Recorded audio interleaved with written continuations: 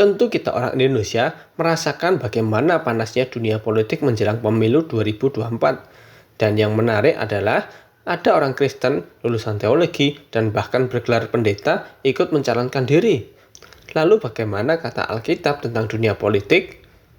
Dalam Perjanjian Lama, kita mengenal beberapa orang pilihan Allah yang dipilih untuk menjadi pemimpin. Bahkan ada beberapa kitab dalam Perjanjian Lama yang khusus membahas tentang kepala pemerintahan pada zaman itu, seperti kitab Hakim-Hakim, Raja-Raja, dan Tawarik.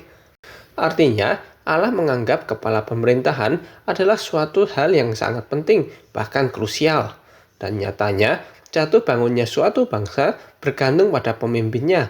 Penyimpangan yang dilakukan kepala pemerintahan memiliki dampak yang signifikan bagi rakyatnya.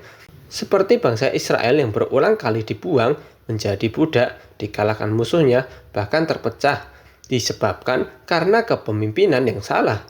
Tapi kita juga bisa melihat bagaimana pemimpin yang benar di hadapan Tuhan bisa membawa bangsa Israel mengalahkan musuhnya, selamat dari kelaparan, juga keluar dari perbudakan. Jadi, tidak bisa disangkal bahwa kepala pemerintahan adalah suatu hal yang sangat krusial. Tapi kita juga harus tahu bahwa dunia politik bukanlah dunia yang mudah.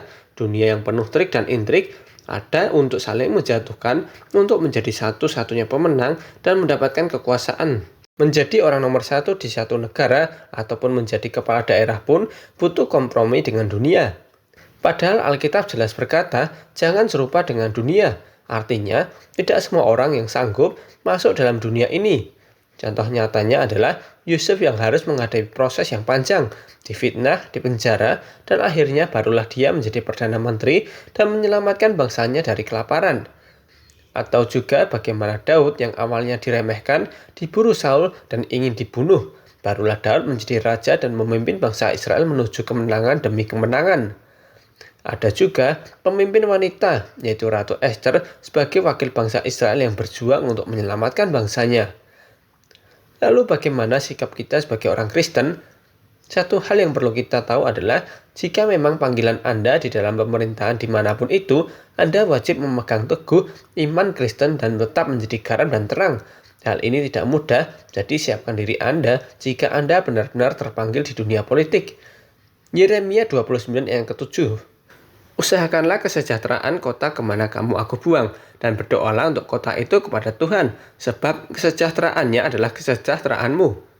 Hal kedua yang bisa kita lakukan untuk bangsa dan negara, selain menggunakan hak pilih kita adalah berdoa untuk bangsa dan negara. Ingat, doa orang benar besar kuasanya. Dengan berdoa, kita telah memberikan kontribusi untuk menyelamatkan bangsa kita sendiri. 1 Timotius 2 ayat yang pertama sampai kedua berkata, pertama-tama aku menasihatkan, naikkanlah permohonan, doa syafaat dan ucapan syukur untuk semua orang, untuk raja-raja dan untuk semua pembesar, agar kita dapat hidup tenang dan tenteram dalam segala kesalehan dan kehormatan.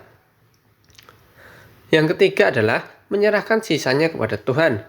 Kita perlu tahu bahwa tidak ada satupun di dunia ini yang luput dari rencana Tuhan. Jadi apapun yang terjadi, meski yang terpilih bukan pilihan Anda, tapi Tuhan tahu apa yang terbaik bagi negeri kita tercinta, karena tidak ada pemimpin yang bukan dari Tuhan. Roma 13 ayat yang pertama berkata, tiap-tiap orang harus takluk kepada pemerintah yang di atasnya, sebab tidak ada pemerintah yang tidak berasal dari Allah, dan pemerintah-pemerintah yang ada ditetapkan oleh Allah.